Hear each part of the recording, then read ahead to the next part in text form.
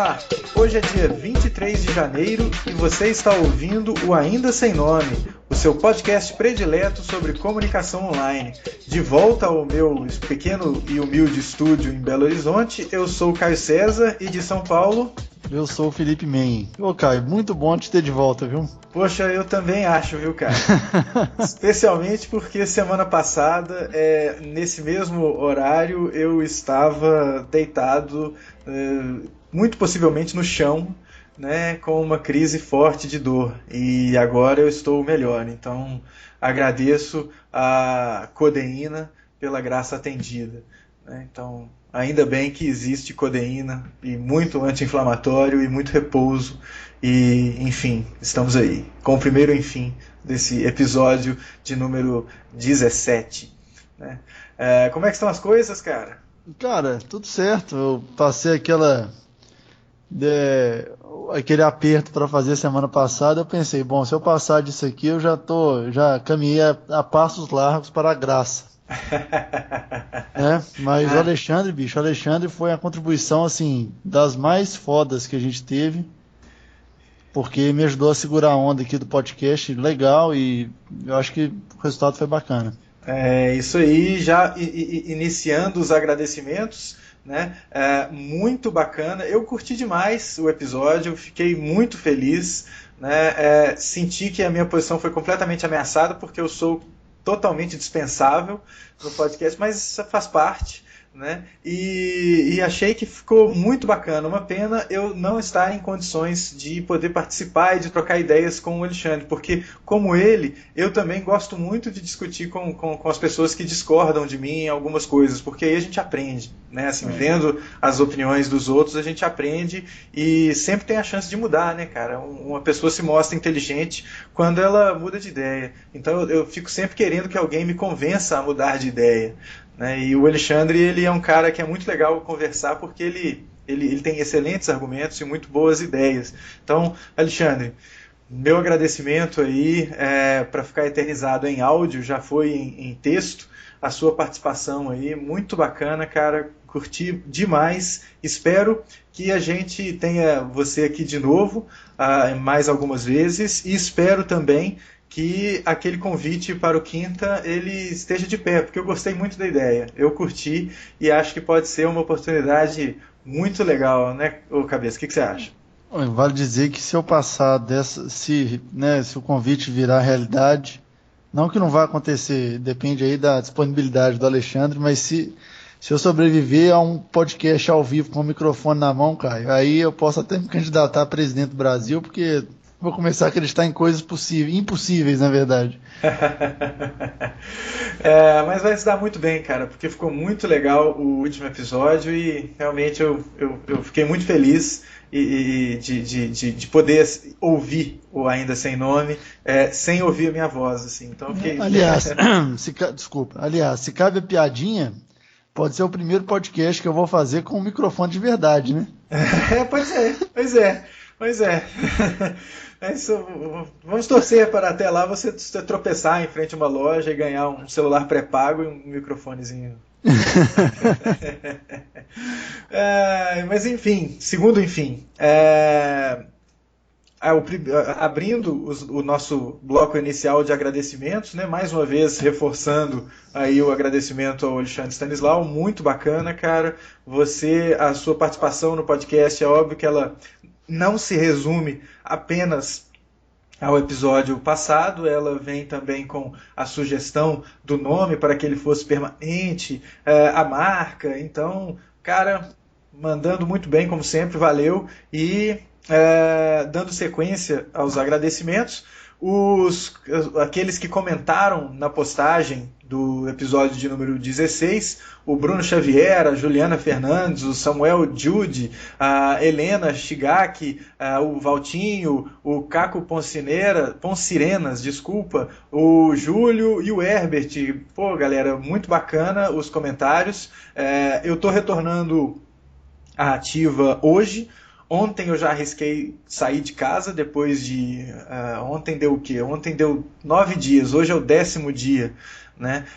Ontem eu já consegui sair de casa, hoje eu já consegui ir a uma consulta médica, então eu estou retomando as atividades hoje, né? Já posso... eu sei que isso dá abertura para muitos trocadilhos, mas eu já consigo me sentar, né? E há uma meta com relação ao nosso tempo hoje no podcast, porque depois de mais ou menos 1 hora sentado, as minhas costas voltam a doer, então a gente tem um prazo aí para cumprir. Mas eu vou responder todos os comentários, inclusive da edição anterior, né, que eu não pude responder também, porque eu estava, sei lá, acamado por outra razão, né, uma gripe danada. Esse começo de ano foi jóia, assim, em termos de saúde. Primeiro uma gripe, depois na primeira sexta-feira 13 do ano, já deito e quase não consigo me levantar. Mas enfim, terceiro enfim. Vamos lá, vamos que vamos. Agradeço a todos vocês que comentaram, vou responder esses comentários, o Cabeça já respondeu alguns, muito bacanas as manifestações, os assuntos tratados foram muito legais e vamos que vamos para esse episódio número 17, né, Cabeça? Vamos lá. Quer introduzir com toda a delicadeza o nosso primeiro assunto? Eu vou introduzir com toda a delicadeza. Bom, vamos lá. O Bruno Milagres, ele pôs no blog dele, foi uma cobertura quase em tempo real, um post sobre aquela apresentação da Apple relacionada à educação. Uhum. E eu achei o post interessante, cara, e eu estava a fim de fazer uma reflexão acerca dele, mas com viés mais da comunicação digital. Uhum. Só que aí, como a gente estava conversando aqui antes do programa entrar no ar, você disse que tem opiniões contundentes a respeito desse assunto. Eu gostaria muito de ouvir quais são as suas opiniões. Bom, cara... Os rants de Caio César. A gente podia abrir uma sessão, né, Caio? No podcast, assim, bloco rants do Caio César. Bem por aí. Mas olha só, cara, eu li o post do Bruno e, assim... Eu acho que a atitude da Apple é uma atitude muito bacana de proporcionar isso, né, que da mesma maneira que fez, de certa forma, com a indústria do entretenimento musical e também, de certa forma, com vídeos, né, e está tentando, agora está entrando uma briga que é mais ampla aí, com TV, fazer isso com o mercado editorial. Isso pode ser muito interessante, pode dar uma reviravolta bem legal. Mas eu não classificaria esse novo serviço como revolucionário ao ponto de mudar a indústria. Ele simplesmente é um novo canal que replica todas as limitações das editoras como você as tinha antes, né? Antes dos meios digitais ou antes das ferramentas de publicação de conteúdo rico, como é possível de ser feito num tablet, por exemplo, né?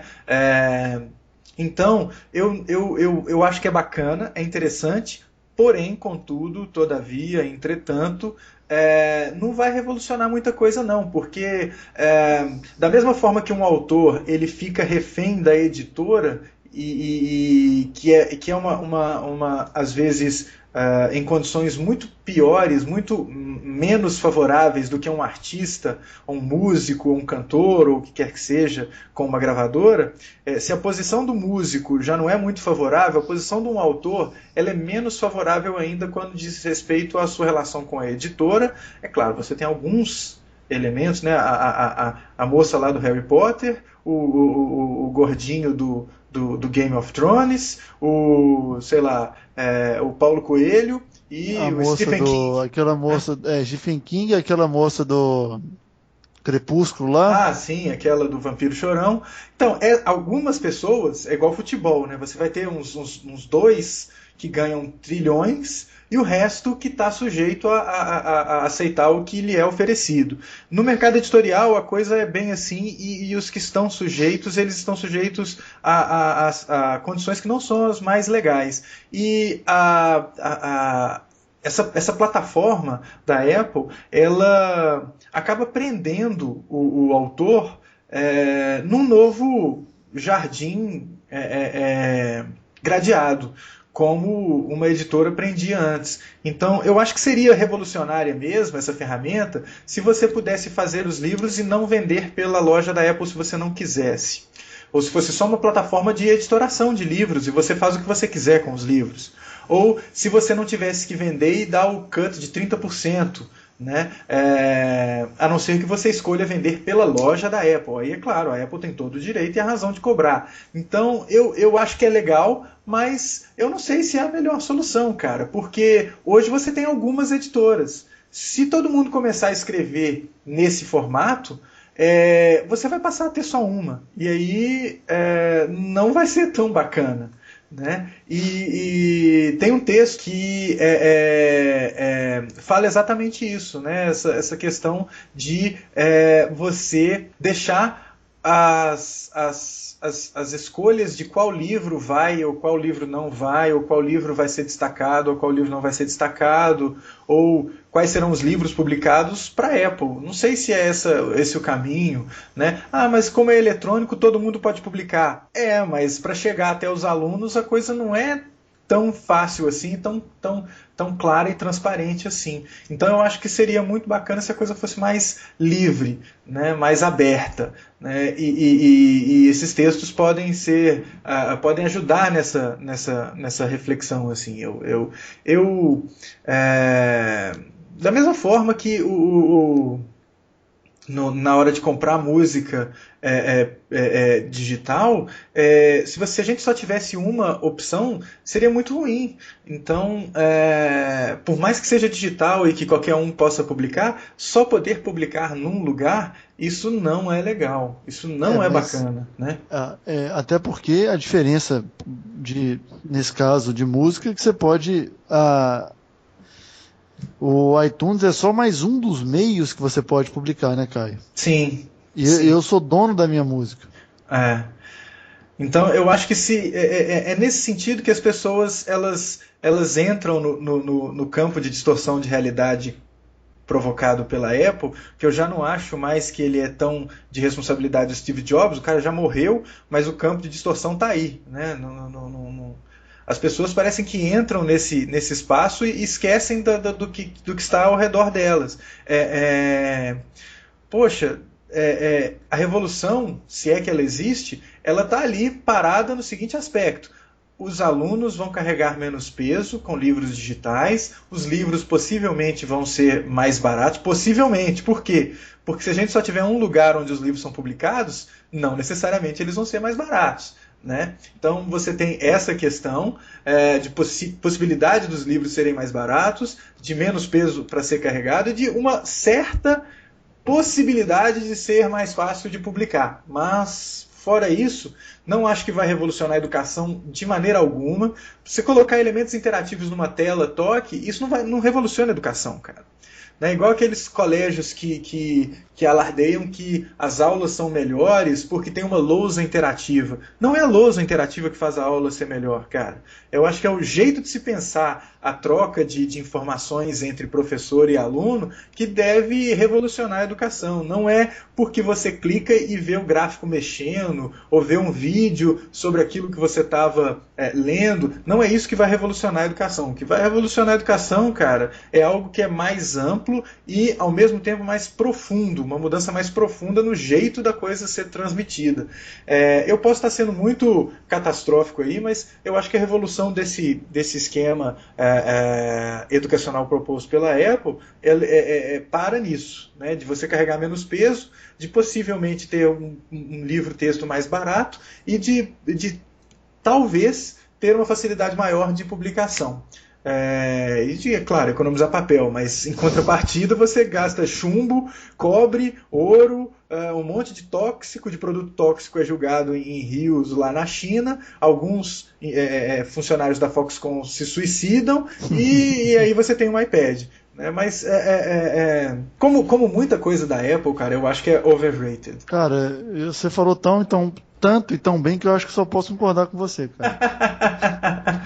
Embora as pessoas discordem quando eu concordo com você, entendeu? Mas e o viés de comunicação que você queria dar aí? Para que lado que você queria levar a história quando se refere à comunicação? Cara, porque eu acho que é mais um passo para uma forma de distribuição de conteúdo, entendeu? Que a comunicação, que ela já está se aproveitando disso, de certa forma, com a banca que tem no iOS 5, Uhum. né? Que é um saco, porque eu não consigo tirar aquilo da tela inicial do oh. Cara, mas não é eu assino New York Times, por exemplo.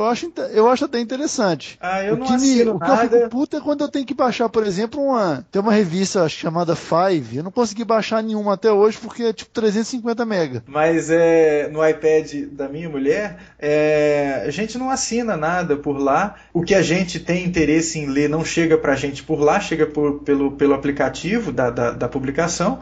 E então fica aquela coisa lá, aquela prateleira vazia na tela inicial, eu não consigo nem deletar. É frustrante você não poder fazer isso. Mas, enfim, eu acho que é muito legal esse esquema de você poder publicar coisas. Eu estava até tendo uma conversa com uma pessoa que está escrevendo um livro. E ela está disponibilizando esse livro no site dela. O que eu acho que é muito legal. Eu acho que isso é muito bacana. Porque você pode descobrir se o seu texto está bom. Você pode descobrir possíveis outros caminhos a seguir, além daquele que você estava inicialmente pensando, a partir do feedback das pessoas que estão lendo a sua publicação. E uma das questões que essa pessoa colocou para mim foi: poxa, e se eu publicar tudo no meu site, quando eu tiver o livro pronto, as pessoas não vão comprar. Não, elas já vão ter lido o seu livro aí, mas você é um autor que ainda não é muito conhecido, então pode ser muito bacana para você publicar o seu primeiro livro num blog. Qual que é o problema? Você vai ter muitos leitores e se o seu texto for bom, as pessoas vão pedir mais livros seus, e isso pode ser legal. Aí você pode vender o segundo ou o terceiro, vender esses livros de uma outra forma. Tá. E a pessoa ficou meio reticente com relação a isso. É uma mudança que a gente tem que fazer quando a gente está pensando nesse ambiente digital, né? Se antes a gente comprava um disco, eu já fiz isso muito, né? Comprar disco porque gostou de uma música, ou porque achou a capa bacana, ou porque alguém recomendou, mas sem ouvir o disco, hoje isso já não é mais necessário. Então eu posso experimentar o disco todo antes de comprar, eu posso baixar, e aí eu vou valorizar o cara indo ao show do cara, comprando souvenir do cara, ou fazendo uma doação via PayPal para o cara, mas não necessariamente através do controle do suporte, né?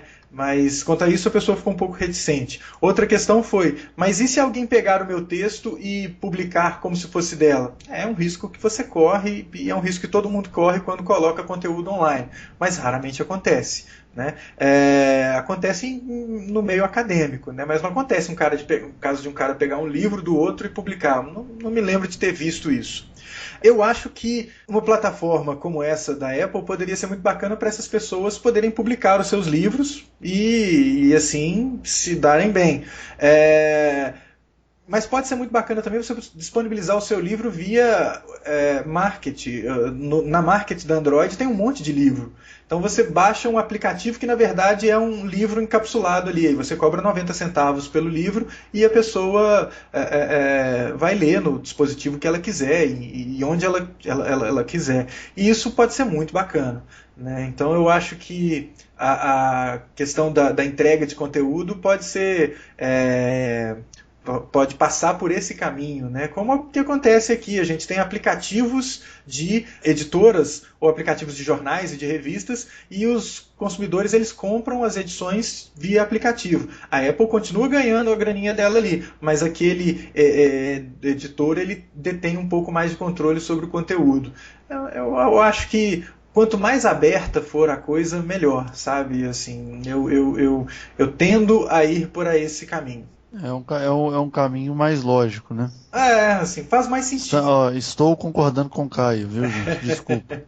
Faz mais sentido a gente ter um pouco de coisa, de ser mais aberto, porque, poxa, se eu vou comprar um negócio só posso ler no meu iPad e, sei lá, não é legal. E o cara só pode vender por essa loja, e aí, não, ele quer vender por outra maneira, ele quer doar, e aí ele não pode doar, porque ele tem um contrato com aquilo ali, aquilo foi feito naquele dispositivo para aquele... Não, o conteúdo fui eu que escrevi e eu vou disponibilizar do jeito que eu achar melhor. Eu acho que essa liberdade é algo que é bacana e não vi nesse anúncio da Apple. Mas essa é apenas a minha opinião e gostaria muito de ler, ouvir, conversar com quem pensa de forma diferente. Então, manifeste-se, comente aí, fale, dê o seu pitaco aí, né? Assim, não é só o Caio anti-Apple, não, de maneira alguma, né? Assim, já passamos dessa fase. Mas eu acho que a revolução fica presa nesse aspecto aí de só ser o suporte digital. Enfim. Você pode comentar você que está ouvindo. Aliás, eu vou perguntar para o Alexandre se ele ganhou os 2 seguidores que a gente promete por episódio, né? Ah, é verdade, é legal fazer essa. É uma boa pergunta que fica aí, viu, Alexandre? Você comenta aí, escreve nos comentários quantos seguidores você ganhou após fazer o Ainda Sem Nome. E você que está ouvindo pode comentar pelo aindasemno.me, que é o nosso website. Sim. Agora não mais no GoDaddy, né, Caio? Eu tinha registrado esse nome lá no GoDaddy e fiz a migração. Eu acho que eu terminei o processo de migração deitado.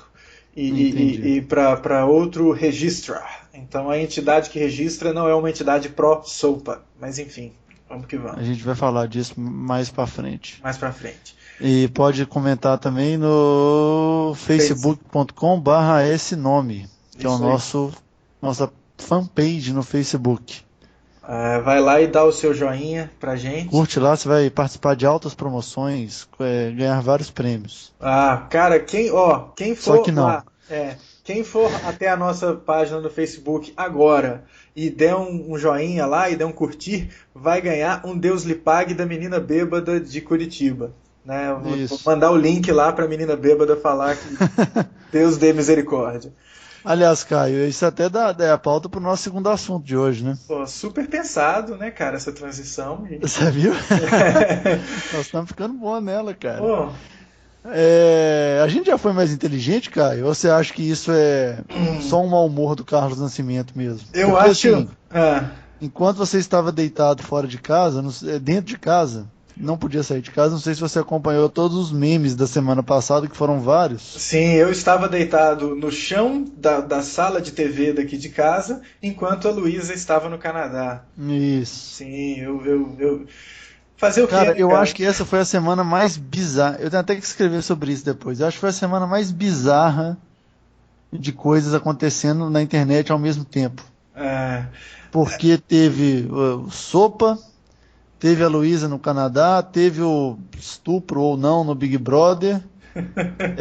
Se você gosta de automobilismo, você acompanhou que o Rubinho foi aposentado e aí houve uma horda de comentaristas pró-Rubinho. Quer dizer, o Rubinho tem muitos jornalistas amigos dele.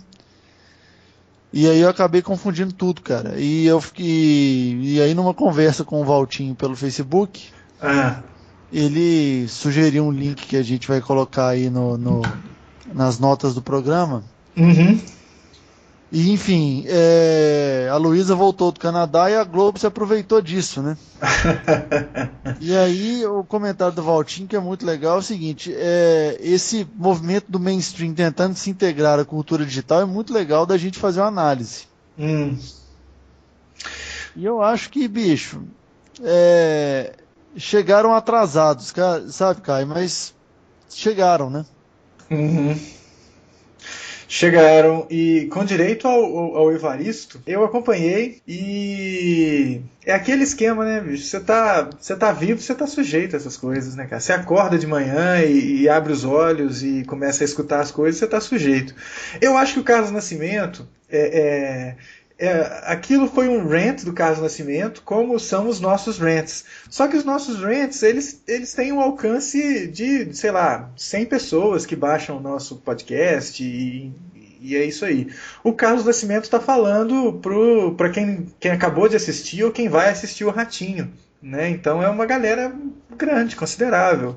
E é um rant dele, né, cara? Enfim, eu não acho que a gente está mais burro, não acho que nós já fomos mais inteligentes, Eu acho que a gente é como era ontem e amanhã vai ser como é hoje, com algumas pequenas alterações, não com relação à nossa inteligência. Né? É engraçado, cara, que esse esquema da Globo fazer isso é semelhante à mudança do Fantástico, que não deu muito certo, quando o Zeca Camargo começou a. Não sei se você se lembra, teve uma reportagem grande no Fantástico há um tempo, que o Zeca Camargo chamou uns tuiteiros e aí fez uma reportagem legal, grande, um debate numa mesa de bar sobre o Twitter, mas não pôde usar a palavra Twitter, uma coisa meio bizonha. Cara, é um negócio, Essa essa política da não, Globo essa política da Globo de não informação é foda, né? é, A rede de microblogs. o site de relacionamento me dá arrepios quando alguém se refere ao Twitter como site de relacionamentos e fazer o quê? Mas cara, eu acho que isso só mostra que eles estão perdidinhos e que a segunda tela está se transformando em primeira tela. As pessoas estão assistindo televisão porque é aquela caixa luminosa que está no centro da sala ainda e provavelmente continuará sendo o centro da sala, só que como o ex-CEO do Google, né, o senhor Schmidt, ele falou no finalzinho do ano em uma entrevista e algumas pessoas contestaram bastante o que o Schmidt falou. Ele falou o seguinte: até o verão dos Estados Unidos, mais da metade dos aparelhos de TV à venda nas lojas americanas terá o Google TV. Imediatamente um monte de gente caiu de pau em cima do cara e falou: bicho, você não sabe o que você tá falando, que isso, Google TV, natimorto, uma porcaria e tal, interface ruim, não sei o quê. Aí veio a CES e mostrou que praticamente todos os fabricantes de televisão de televisores estão preparando seus novos aparelhos com algum tipo de ferramenta e a maior parte deles é Google TV, com uma nova roupagem, com marketing e por aí vai. Então a televisão ela vai continuar sendo o centro da sala, mas não necessariamente para você ficar assistindo aquilo que vem da emissora A, B ou C. Você vai assistir ao vídeo do YouTube, é o canal de mídia de alguém que de forma independente coloca vídeos lá. Você vai ficar assistindo, sei lá, bicho, vídeos do Cracked ou o que seja, sabe? College Humor, que é mais bacana do que você chegar na TV Bandeirantes e antes sei lá, do CQC ou do programa do Gentili ou do A Liga, que fica aquela moça tampando o buraco passando vídeo cacetada. Você vai ver o Partoba, sei lá, você vai ver qualquer outra coisa, você vai ver o Mundo Canibal, né? Então, as emissoras, elas estão, a meu ver, tentando se encontrar nesse esquema, né? Falei assim, pô, gente, não pode ficar fora da internet. Eu imagino reunião de executivos ou de jornalistas, ou de executivos e jornalistas, né, tentando conversar. A gente tem que estar nesse negócio de internet. Qual é? O que a gente pode fazer? Né? E daqui a pouquinho vai, sei lá, bicho, você vai ver a Sandra Annenberg narrando uma tirinha com o, sei lá, o Fu no final. Alguma coisa nesse sentido, para ver se eles conseguem se adequar. Mas não sei se é esse o caminho. Acho que a televisão tem que ter a identidade dela, ela não vai morrer por causa da internet, ela só vai perder muito espaço, porque as pessoas estão vendo as notícias lá. Né? Como esse fim de semana, o esquema de Pinheirinho, poxa, quem tem um pouquinho de perspicácia vai buscar informação em outros lugares que não na televisão, porque a televisão tem uma agenda e esses outros lugares não necessariamente têm uma agenda ou tem uma agenda que é mais compatível com o cara que está do outro lado ali sentado no sofá. Então é uma tentativa muito desesperada, né? Mas a internet é a internet, cara. Por mais que a gente tenha no YouTube, sei lá, falou-se hoje que são 60 horas de vídeos subindo no YouTube a cada minuto. Por mais que dessas 60 horas, 90% seja de vídeos de gatinhos, eu acho que vale a pena ainda a gente ter que passar por isso para poder ter conteúdo mais relevante do que a gente tem na televisão. E aí a televisão, quando percebe essas coisas, ela tenta, sei lá, correr atrás e não necessariamente da melhor maneira possível. Né? Eu acho que esse caso da Luísa no Canadá mostra como que a televisão consegue estragar uma coisa. Né? Porque podia ter, assim, o povo dos Twitters da vida e dos Facebooks da vida já errou um pouco a mão, né? Assim, ok, gente, é legal. Primeira vez que você viu o videozinho, você ri um pouco, você fala, ah, tá, que bobagem esse negócio de Luísa no Canadá, né? Que tiradinha boba. E beleza, é uma piada de um dia. Mas ficou martelando a coisa. Aí veio a televisão, porque a televisão tem que ser massiva e martela mais ainda. Aí perde a graça. Aí fica chato. Né? Aí é aquele esquema, sei lá, fica enfadonho. Cara, assim, erraram a mão, de certa forma, sim, erraram a mão.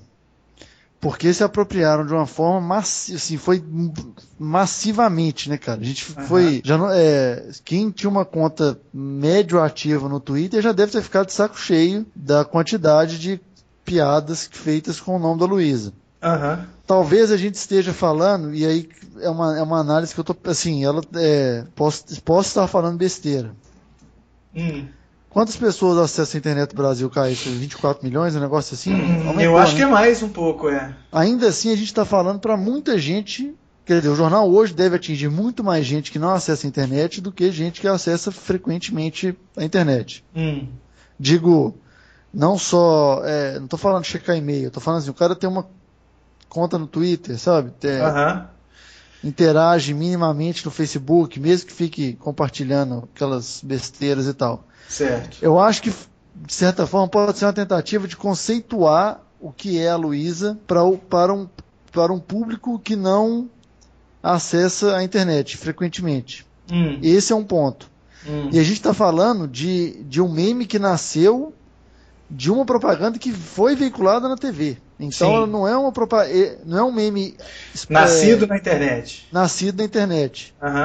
Então já cabe já tem uma ligação com a TV, entendeu?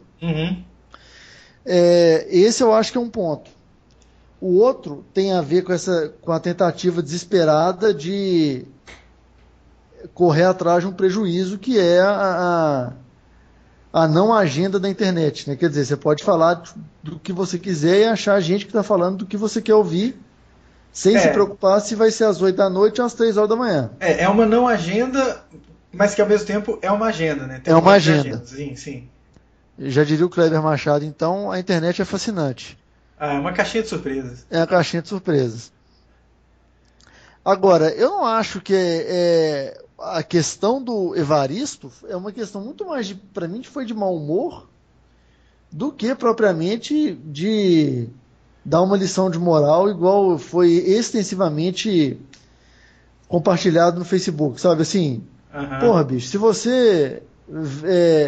eu não acho que ver o Big Brother ou ficar fazendo piada da Luísa significa que você é um alienado ou você não está atento às questões políticas, o aumento da Câmara dos Vereadores, que hoje foi vetado aí em Belo Horizonte, né? Providencialmente em ano eleitoral, né? Tem um pouco de jogo político aí, enfim. Ou então, principalmente a questão do Pinheirinho, que foi domingo e tal. Eu acho, bicho, você pode ver Big Brother, pode ler livros e pode ler sobre o Pinheirinho. Entendeu? Isso não te faz ver o Big Brother ou fazer uma piada da Luísa ou ver o Ratinho, não te faz uma pessoa mais burra. De maneira alguma. Faz. É perigoso se você só ver isso. Ou se. Eu acho que não é nem só se você só assistir isso, cara. Eu acho que é se você achar que o mundo se resume a isso. Aí sim. Né? Mas, cara, eu fecho com você aí, só que eu acho que a questão seria muito simples se ela fosse resumível a uma expressão como o Nascimento colocou. Não, eu acho que é uma coisa de, olha, a televisão não é a coisa mais completa que existe e ela não vai conseguir, ela não vai dar conta de abraçar todos os assuntos e todos os interesses. Fim. Resuma-se aquilo que vocês sabem fazer da melhor maneira que vocês conseguem fazer. Façam o que vocês sabem da forma bem feito que vocês têm feito. Mas não precisa ter medo das outras coisas e não acho que você vai conseguir lutar. Você não vai conseguir lutar. O que acontece é que em consequência de uma política de muitos anos de restrição de acesso a essas concessões públicas, a gente tem, sei lá, 4 canais, 5 opções de TV aberta no país, com 200 milhões de habitantes quase. Isso é um absurdo. Então, em função dessa limitação, as pessoas encontram um monte de outras possibilidades na internet, ainda bem. E não que seria diferente se a gente tivesse mais 20, 30 canais, mas o impacto seria menor, porque você teria mais interesses sendo atendidos, né, mais fatias nesse bolo de audiência. Agora, como você só tem uma, o cara acha que ele consegue dar conta de tudo e, sei lá, é como agora, né? Não sei o que deu na Rede Globo nos últimos meses, que ela está cobrindo o tal do MMA, como se não houvesse amanhã, né? Uma coisa assim, e é algo tão que só não vê quem não quer, que é tão vil e desprezível, que as Olimpíadas não existem para a Rede Globo e a Copa do Mundo não existe para a Rede Record. É uma coisa tão ridícula, né? Que, sei lá, né? Vamos para a internet, que na internet existe tudo para todo mundo, né? Agora, a questão... Mas, bom, a gente pode falar de MMA. Eu sou um cara que fica...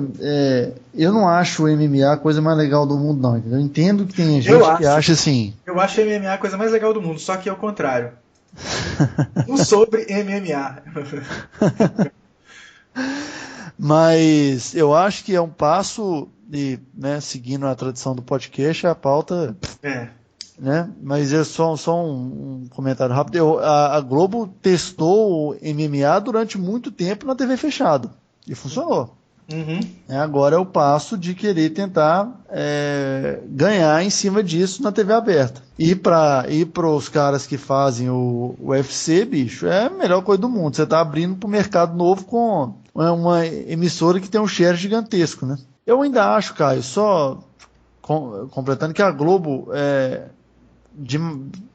na maioria das vezes a questão dela na interação, ela é muito fraca. Extremamente fraca. Extremamente então, fraca. Assim, desde aquelas perguntas do internauta no jogo de futebol, até quando tenta fazer qualquer ligação com... confira mais o nosso site, sabe? Assim, não dá liga, velho. Não dá liga, eu acho que é desnecessário. Por exemplo, no jornal local aqui, eles dão uma notícia e aí falam, por exemplo, datas para você, sei lá, se inscrever num programa X do governo. Você tem acesso a essas datas no nosso site. Pô, bicho, e a galera que não está em condições de acessar a internet naquele momento? E a galera que, sei lá, tem interesse nesse negócio, mas não tem como... E aí, bicho, o que você faz com essa galera? Custa você falar 3 datas, ao invés de você mostrar uma nova receita de bombocado, que eles adoram fazer, né, bicho? Bota um cara cozinhando, a cidade está explodindo, está acontecendo um monte de manifestação de professor em greve, e tá lá mostrando como fazer um bolo de chocolate, ou como reutilizar as peças do inverno passado, pela madrugada, né? Então, a internet, eu acho que ela serve para dar escape para essa necessidade de informação. E as televisões não têm feito isso da maneira mais legal. Algumas iniciativas são bacanas, né?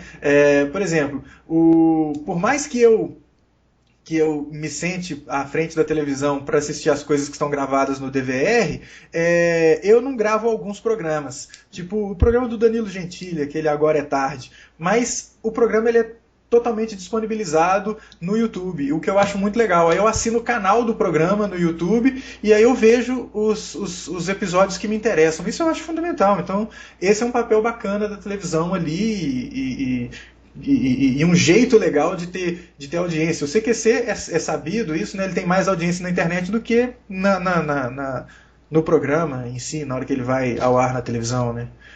Mas, sei lá, cara, acho que a pauta já ficou longe aí, hein? Mas foi uma discussão boa, foi uma boa discussão, valeu valeu a tentativa, né? Valtinho, salva a gente nessa, viu? Pelo amor de Deus. Eu imagino o seguinte, cara, a televisão ela não vai ser substituída e ela não tem que ter medo da internet. E a postura que a gente vê das emissoras é essa, cara. É de ter medo da internet e de não saber usar. Entra em site de emissora que você vai ver que elas não sabem usar, né? Especialmente emissoras locais. Não sabem usar, não sabem. Né? A plataforma de vídeo de algumas emissoras é muito falha, né? Poxa, é ali que você pode ganhar, cara, porque o que você faz é vídeo. Então mostre o seu conteúdo, tente de alguma forma pegar a galera que está na internet para aquilo ali. Tenha conteúdo extra de verdade. Não é ficar sonegando informação no jornal e mandando o cara acessar o site. Não é isso que vai fazer o cara acessar o seu site, não, Globo. Sabe? Tem alguma coisa relevante, e não é chat com o Drauzio Varela depois também não, sabe? Tenha algo a mais, sabe? É assim, olha, se você quer ver essa receita e muitas outras, ou então veja essa receita na íntegra, porque eles colocam no jornal local a pessoa para preparar um prato super complexo em 2 minutos. Aí a pessoa fica mostrando o negócio todo fracionadinho e fala, não, vê a receita completa lá no nosso site, vai lá que você vai ver a receita, tá bom? Agora eu vou te mostrar outra coisa que está acontecendo na nossa cidade, que é importante, então, que é mais apropriado para televisão, né, para um jornal, mas enfim, as emissoras elas pecam muito em tentar repetir esse formato que, sei lá, já deu o que tinha que dar. Já deu. É isso aí, cara. Terceira pauta, que você acha aí, cara? Você deu a dica, né? Aconteceram muitas coisas nessa semana, além da crise de dor do Caio, né? A gente teve aquele projeto SOPA e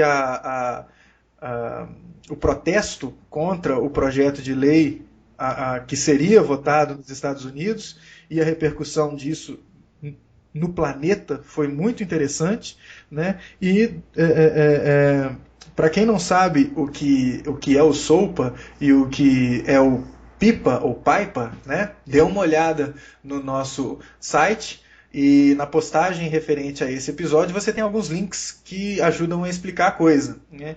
E para resumir bastante, né? Esse projeto que permitia ou permitiria que a partir de denúncias oriundas de empresas e de entidades que defendem os interesses de gravadoras, editoras, estúdios de cinema, estúdios de TV e por aí vai, a partir de denúncias oriundas dessas entidades, o Departamento de Justiça e o governo americano teriam a capacidade de tirar sites do ar por algum tipo de quebra ou desrespeito à lei dos direitos autorais. E isso era algo que ia no nível de, se no nosso podcast aqui a gente cantarolasse uma música cujo autor ou alguém que representasse o autor se sentisse prejudicado, o nosso site poderia ser tirado do ar sumariamente, né? Sem nenhum tipo de argumentação por nossa parte. Exatamente, né? Ou se a gente mostrasse um frame sei lá, uma foto do Evaristo Costa aqui, ou um trecho do Evaristo Costa, e a Rede Globo não gostasse, salvo as devidas proporções, porque isso não funcionaria para uma entidade do Brasil, né? Mas sei lá, se a gente mostrasse um trecho do Rodrigo Santoro participando do Lost, e aí quem detém lá os interesses, ou quem defende os interesses do J.J. Abrams e adjacências, não gostasse da coisa, poderia tirar o nosso site do ar, porque a gente está infringindo o direito autoral. Então, em resumo, a coisa era nesse nível, né, de abrangência e de especificidade, e devido aos protestos que apareceram aí no dia 18, não foi isso? Foi dia 18. Foi dia 18 e aí saiu do ar, a Wikipedia e um monte de site se colocou negro em protesto a esse SOPA.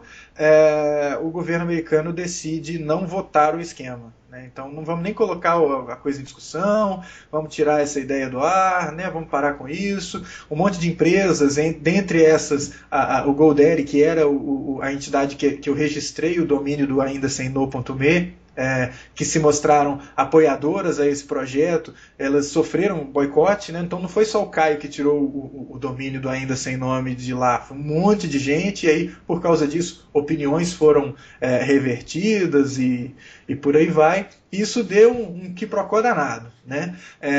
Não rolou a proposta de lei, ela não virou lei, não vai virar tão cedo, mas 2 dias depois tiram o Mega Upload do ar, né, cara?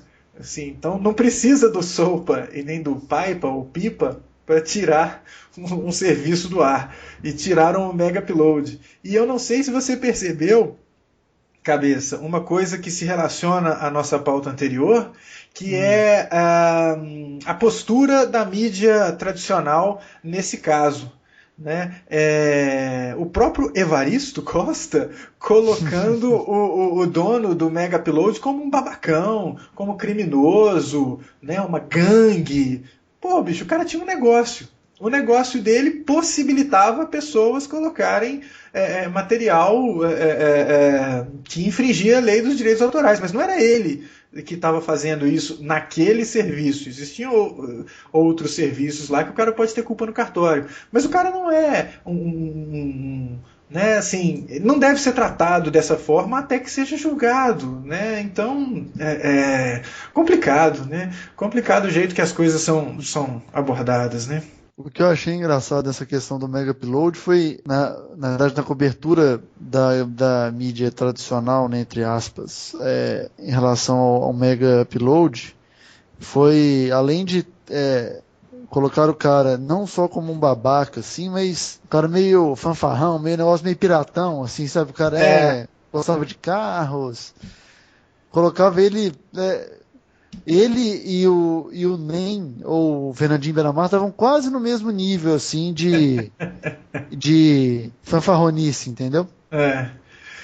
E é foda, cara. Assim, dá uma sensação meio de impotência, assim, saca? Porque, putz, não adianta a gente fazer protesto que o cara chega e arranca na tora o site. Então... E tá rolando um fechamento geral, né? Sites semelhantes estão fechando aí nos últimos dias. Sim, sim.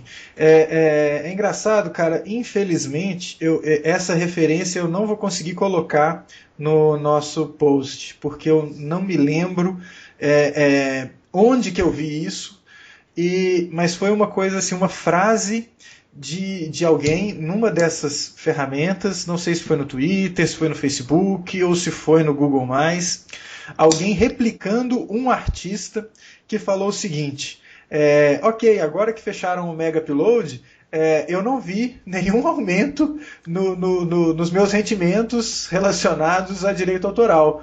Né? E isso era um bacanão, né? Um artista famoso falando isso. Ou seja, para o artista não muda. Não muda. Né? Para o cara que está lá, para o músico, não muda a quantidade de dinheiro que ele ganha, se existe ou não existem esses serviços. Então, é uma coisa que é muito mais para agradar os interesses de meia dúzia de executivos do que realmente para segurar a onda de uma indústria. A indústria do entretenimento não está dançando por causa da internet, muito pelo contrário. Né? O que você tem é uma meia dúzia de engravatados controlando coisas como eles faziam antes, e isso deve mudar no futuro próximo. Né? Eu acho que o que a gente deve tirar de lição disso, cara, especialmente para gente que trabalha com comunicação online, já que há uma chance desse episódio ainda tratar de algum assunto relacionado à comunicação online, a gente começar a prestar atenção naqueles artistas que surgem na internet, naquelas iniciativas que surgem na internet ou que chegam até você pela internet de forma independente, não pela internet por causa da pirataria, porque você, sei lá, baixou um disco ou torrent de um filme, ou um jogo, ou um software.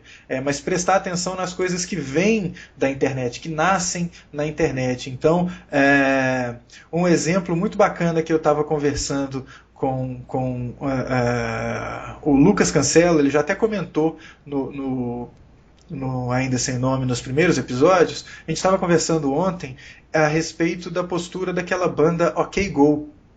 E ele me reportou um negócio muito legal, que o OK Go ele apareceu, né, por causa daqueles vídeos muito bem feitos, muito bem bolados, que o Fantástico, olha aí, Zeca Camargo, né, novamente tentou promover um concurso para ver quem fazia um vídeo semelhante àquele do OK Go com as esteiras, né? Tá aí, bicho, olha aí, a Globo tá tentando, cara, eles estão batendo cabeça. Mas eles apareceram com vídeos daquele nível, né? E vídeos bancados por eles mesmos, uma coisa bem independente, e aí assinaram um contrato com uma gravadora. E depois de um tempo de contrato assinado, a gravadora começou a correr atrás das pessoas que recolocavam aquele vídeo nas internets, né? E poxa, a banda se colocou, olha, não é essa a nossa onda, pô. A gente ficou famoso porque a galera recompartilhava, baixava o nosso vídeo, colocava de novo, e aí o vídeo, né, espalhava. Agora você vai correr atrás dos caras que ajudaram a gente a chegar onde a gente está? Não é por aí. E aí o contrato logo depois foi rompido e eles voltaram a ser independentes. Então eu acho que a solução, cara, é a gente começar a prestar atenção nas coisas que vêm da própria rede e não nas coisas que vêm por esses canais arcaicos, né? Esses canais em que o cara só ganha dinheiro se ele controlar um meio de distribuição. Não, o dinheiro tem que vir agora de outro jeito, cara. Infelizmente ou felizmente, o negócio mudou. Então agora a gente tem que pensar num jeito diferente de ganhar dinheiro. Então, eu acho que a lição que a gente tem desse caso é essa, de prestar atenção nas coisas que aparecem na rede, ao invés de ficar dependendo dessa indústria cultural, né? Sei lá. O que você acha?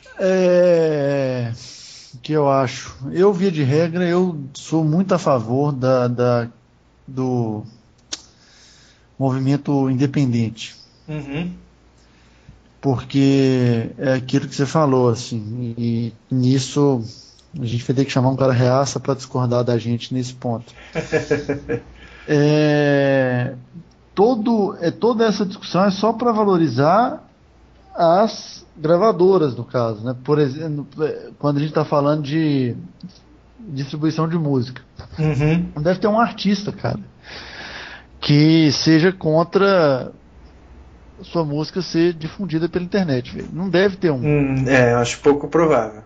E desde antes da internet, se você pensar, por exemplo, o Dave Matthews Band era assim. Isso em 92 eles permitiam a gravação do show. Você tinha uma determinada área da plateia que você podia gravar o show, o cara gravava na fitinha e espalhava. Uhum. Não raro eles chegavam para fazer um show numa primeira cidade que todo mundo já conhecia as músicas. Uhum. Se fosse com um CD a $40, chutando o preço, não ia ser a mesma coisa, né? Sim. É o próprio Calypso aqui, por mais que o preconceito em cima do Calypso, mas bicho, a maior banda independente do Brasil é o Calypso. Pois é, assim, nada a ver a questão do estilo musical, mas se a gente for prestar atenção no modelo que eles construíram, é um modelo muito mais interessante, né, cara? Pô, eu sou o dono do meu próprio negócio, eu faço e eu aconteço e ninguém vai ditar o que eu tenho que fazer. E outra coisa, Caio, você pensa assim, eu não tô vendo a gravadora do Michel Teló putinha com o Neymar, porque o Neymar dançou e o cara bombou e eles não ganharam um centavo. Ele tá ganhando de outras formas.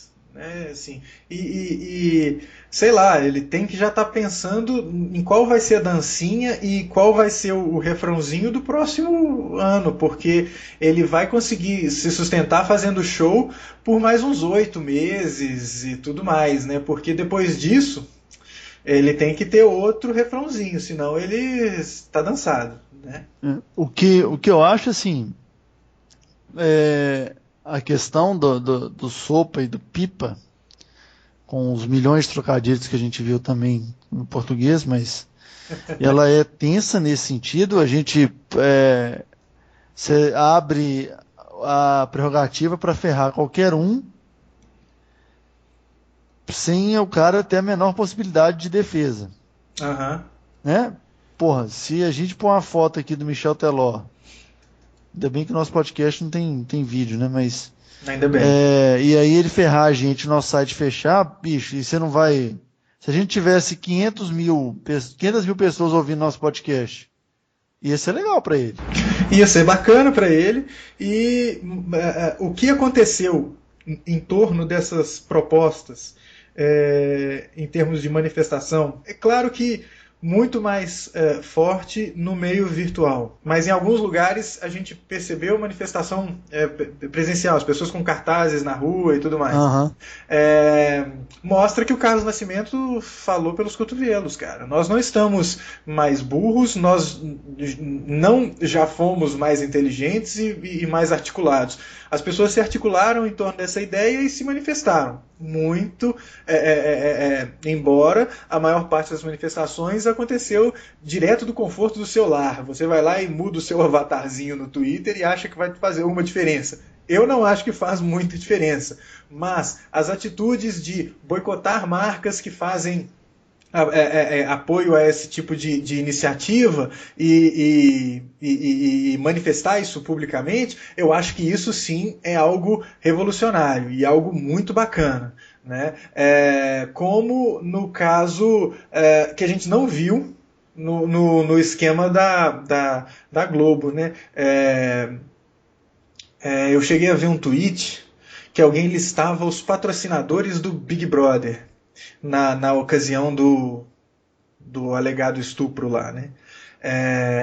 Eu acho que se as pessoas têm alguma coisa a dizer com relação a isso, né, alguma atitude de poxa vida, a Globo tratou, né, o estupro como manifestação de amor, né, o Pedro Bial falando né, o mínimo que se deveria fazer é boicotar aquelas marcas.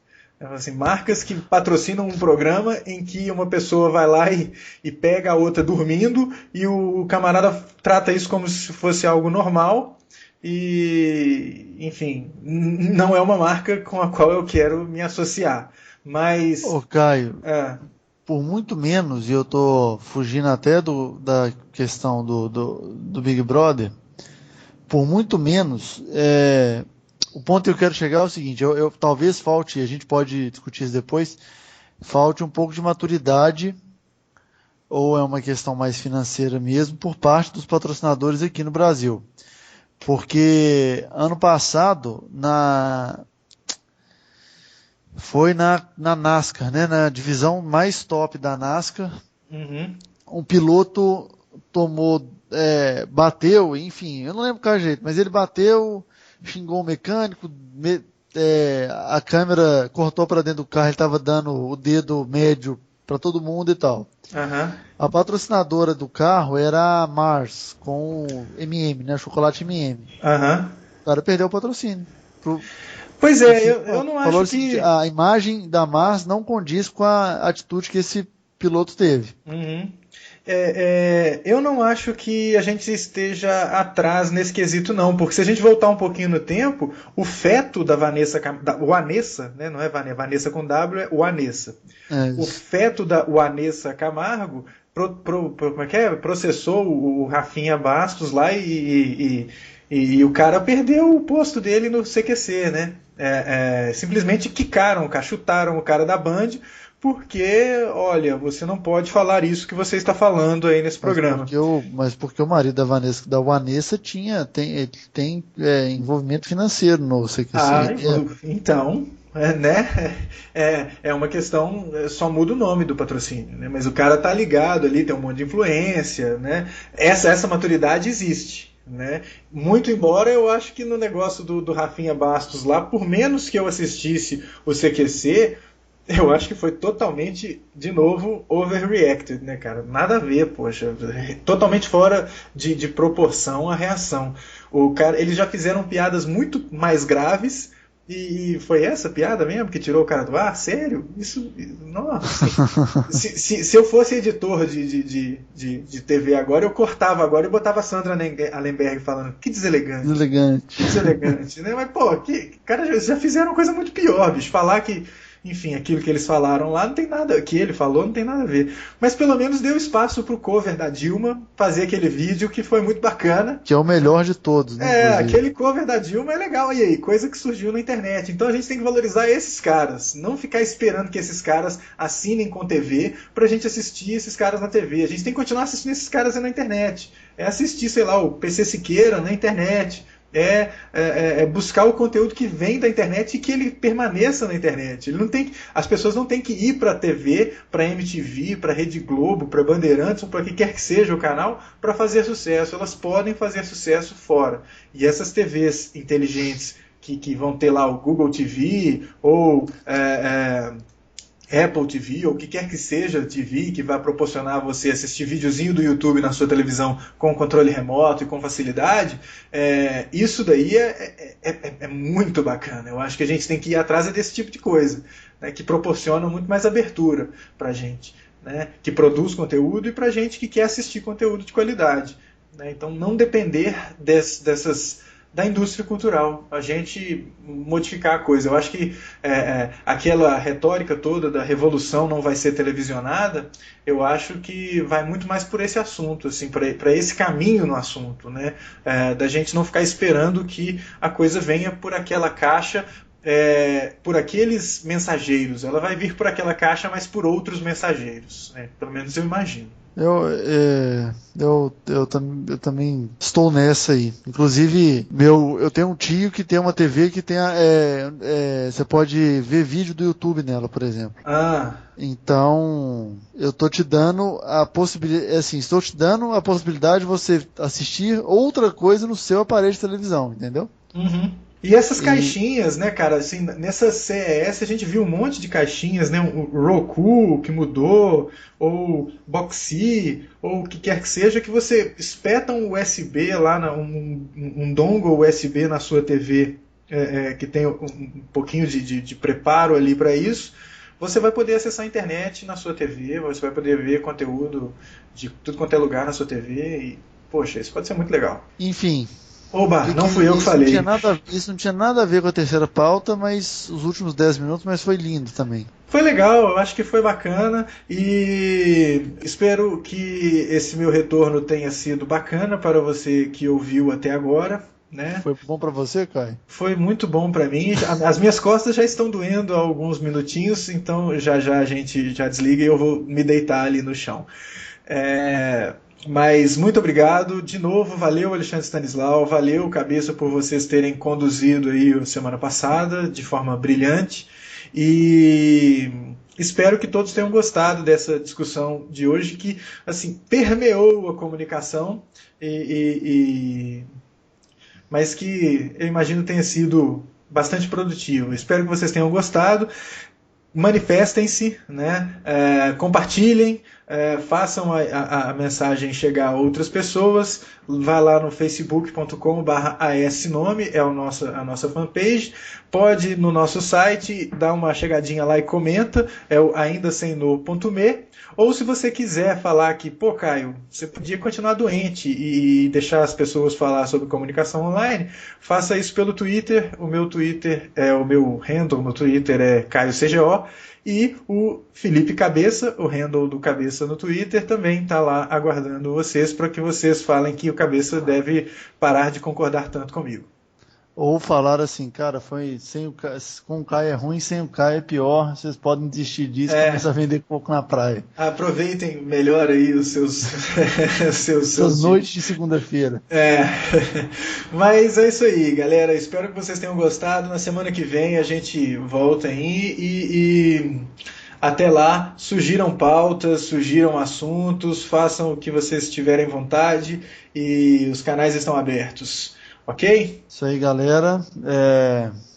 Aproveitem esse podcast, trolem à vontade e, por favor, esse negócio que o Caio falou é muito legal de sugerir pauta, porque tem aparecido muita coisa legal em cima das sugestões de pauta que vocês mandam. Então, os nossos 17 ouvintes, por favor, manifestem-se. Manifestem-se. Um abraço, Caio, melhoras para você. Obrigado, cabeça. Até isso aí. Até mais. Valeu, um abraço. Falou, pessoal. Tchau, tchau.